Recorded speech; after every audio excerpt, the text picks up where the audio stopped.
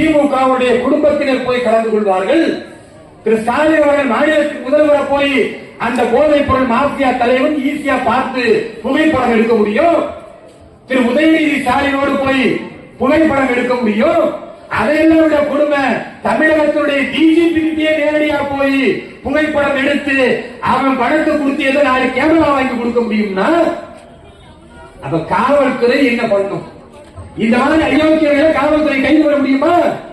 இங்க இருக்கிற சாதாரண ஒரு ஏட்டோ எஸ்ஐயோ அல்லது ஒரு இன்ஸ்பெக்டரோ இப்படி ஒரு போதைப் பொருள் மாஃபியா ஒருத்தர் செய்கிறான், திடீர்னு கோடீஸ்வரன் ஆகிறான், திடீர்னு நிறைய விஷயங்களை அரசினுடைய சட்டவிரோத செயல்களை செய்யறான்னு தெரிஞ்சாலும் ஏன் எதிர்க்க முடியாது?